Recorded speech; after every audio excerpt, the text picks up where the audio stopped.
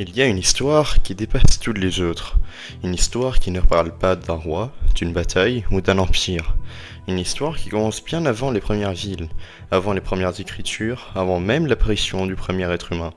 C'est l'histoire de notre monde.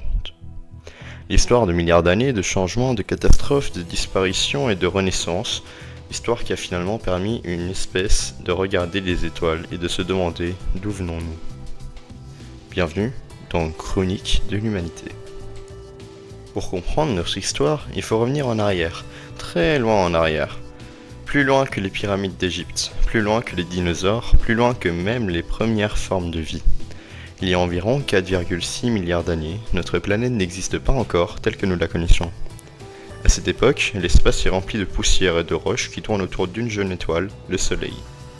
Petit à petit, des morceaux de matière commencent à se rassembler. Ils entrent en collision, ils fusionnent, et au fil du temps, une boule de roche brûlante apparaît. Cette boule deviendra la Terre. Mais la Terre, des débuts, est très différente de celle que nous connaissons. Ce n'est pas un monde bleu rempli de forêts et d'océans, c'est un endroit violent. Des volcans crachent de gigantesques quantités de gaz, des météorites frappent constamment la surface, la température est extrêmement élevée. Pourtant, au milieu de ce chaos, quelque chose d'extraordinaire va apparaître, la possibilité de la vie. Des millions d'années passent, la planète refroidit, le liquide apparaît, et dans les océans primitifs, les premières formes de vie commencent à exister. Elles sont minuscules, invisibles à l'œil humain, ce ne sont pas des animaux, ce ne sont pas des planètes, ce sont des organismes simples capables de se reproduire. Pourtant, ces formes de vie microscopiques vont changer le destin de la planète entière. Pendant des milliards d'années, la vie reste simple, mais lentement elle évolue. Certaines formes de vie développent de nouvelles capacités, des cellules s'associent, des organismes plus complexes apparaissent. La planète devient un immense laboratoire naturel. Chaque génération apporte une petite modification. Certaines espèces disparaissent, d'autres survivent, et petit à petit, la vie avance.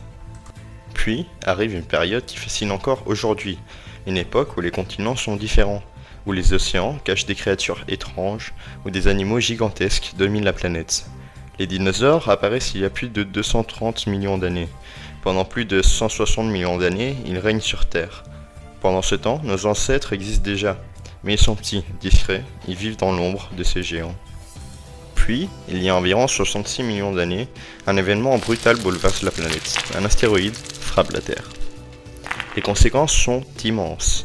De nombreuses espèces disparaissent, les dinosaures non aviens s'éteignent. Mais dans ce nouveau monde, certaines espèces vont avoir une chance. Parmi elles se trouvent les mammifères, et parmi les mammifères, un jour, apparaîtront nos ancêtres. L'histoire humaine ne commence pas avec l'homme.